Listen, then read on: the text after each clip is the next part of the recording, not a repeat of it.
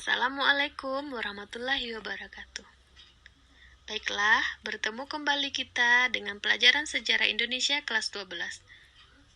Perkenalkan, nama Ibu Trisnawayuni. Ibu mengajar di SMA 4 Negeri Bukit Tinggi.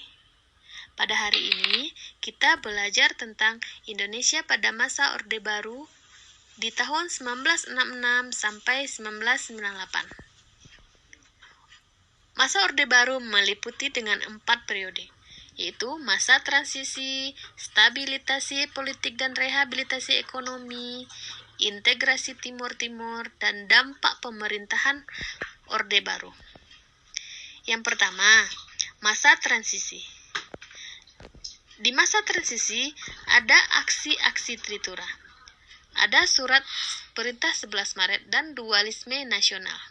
Aksi Tritura dilatar belakangi oleh peristiwa G30 SPKI, krisis ekonomi dan krisis politik. Aktor dari aksi Tritura, kami, KAPI, KPPAI, KASI. Isinya, pembubaran PKI beserta ormas-ormasnya, pembersihan kabinet dari unsur-unsur PKI, penurunan harga-harga kebutuhan pokok, dan perbaikan ekonomi. Kronologi dari aksi Tritura. Yang pertama, demonstrasi pertama gerakan mahasiswa terjadi pada tanggal 8 Januari 1966 di Gedung Sekretariat. Yang kedua, pada tanggal 12 Januari 1966, kelompok pemuda dan mahasiswa yang tergabung dalam front melakukan demonstrasi di depan gedung DPR GR.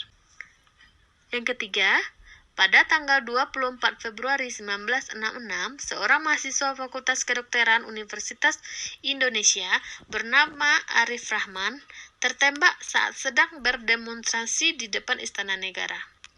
Yang terakhir, pada tanggal 25 Februari 1966, Presiden Soekarno membubarkan KAMI. Yang kedua, surat perintah 11 Maret. Latar belakang surat perintah 11 Maret.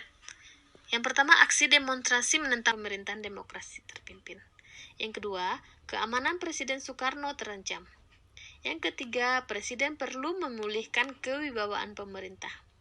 Isinya, menjamin keselamatan pribadi dan kewibawaan pemimpin presiden, panglima tertinggi, pemimpin besar revolusi. Dampaknya bagi Indonesia, kondisi keamanan negara berhasil dikendalikan. Wibawa tentara semakin meningkat.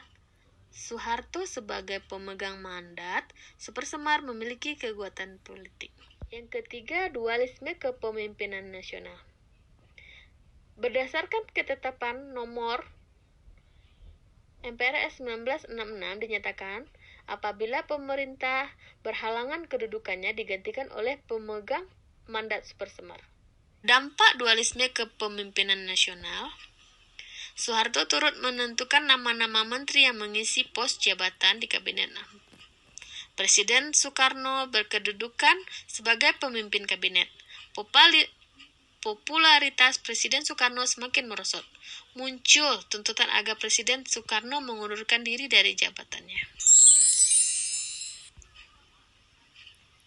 Kronologi pengunduran diri Presiden Soekarno bisa Anda baca. Yang ketiga, politik dan rehabilitasi ekonomi pada masa Orde Baru. Yang pertama, penerapan politik bebas aktif, kembalinya anggota PBB, mengakhiri konfrontasi dengan Malaysia, membentuk ASEAN, dan fusi partai. Di mana ada stabilitas penyeragaman Orde Baru, penerapan dui fungsi ABRI. Sekian dulu pelajaran hari ini. Kita lanjutkan pada pertemuan selanjutnya. Assalamualaikum warahmatullahi wabarakatuh.